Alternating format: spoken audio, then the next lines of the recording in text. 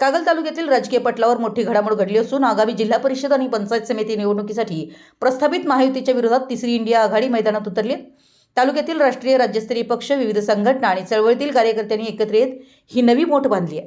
नुकत्याच सिद्धनेरली तालुका कागल येथील कामगार भवनात झालेल्या पदाधिकाऱ्यांच्या महत्त्वपूर्ण बैठकीत हा निर्णय एकमताने घेण्यात आला असून यामुळे तालुक्याच्या राजकारणात मोठी खळबळ उडणार आहे.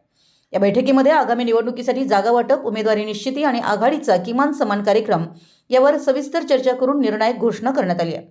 तालुक्यातील प्रस्थापित नेत्यांनी केलेल्या तत्वहीन युती आणि स्वार्थाच्या राजकारणाला जनता कंटाळली आहे. या पार्श्वभूमीवर तिसरी इंडिया आघाडी या मतदारांसमोर एक सक्षम पर्याय असेल असा विश्वास यावेळी व्यक्त करण्यात आला. आघाडीच्या वतीनं सर्व मतदारसंघातून शक्ती प्रदर्शन करत उमेदवारी अर्ज भरण्याचेही निश्चित करण्यात आले. तालुक्यातील सध्याच्या गटतटाच्या राजकारणामुळे आणि नेत्यांवरील अविश्वासामुळे मतदार नव्या पर्यायाच्या शोधात आहेत. ही पोकळी भरून काढण्यासाठी नोंदणीकृत पक्ष आणि चळवळीतील संघटनांनी एकत्र येण्याचं आवाहन करण्यात आलं आहे. तालुक्यातील उर्वरित समविचारी पक्ष, सामाजिक कार्यकर्ते आणि संघटनांनी या आघाडीत सहभागी व्हावं असं आवाहन यावेळी करण्यात आलं. या बैठकीत लालबावटा संघटना व माकपचे जिल्हा सेक्रेटरी कॉम्रेड शिवाजी मगदूम, काँग्रेसचे तालुका अध्यक्ष ॲडव्होकेट दयानंद पाटील नंद्याळकर, शिवसेना उद्धव बाळासाहेब ठाकरे जिल्हा उपप्रमुख संभाजी भोकरे, तालुका प्रमुख जयसिंग टिकले, मनसे जिल्हा उपाध्यक्ष रोहन निर्मळ, स्वाभिमानी शेतकरी संघटनेचे डॉक्टर बाळासाहेब पाटील, तानाजी मगदूम आणि वंचित बहुजन आघाडीचे राज कांबळे यांनी सक्रिय सहभाग घेऊन चर्चेत भाग घेतलाय.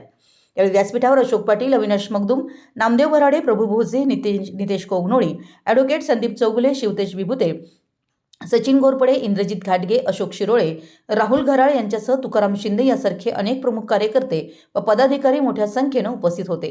या नव्या आघाडीमुळे कागलमधील प्रस्थापित सत्ताधाऱ्यांसमोर मोठं आव्हान उभं राहणार आहे. मराठी एस न्यूजसाठी कागलहून प्रशांत दळवी.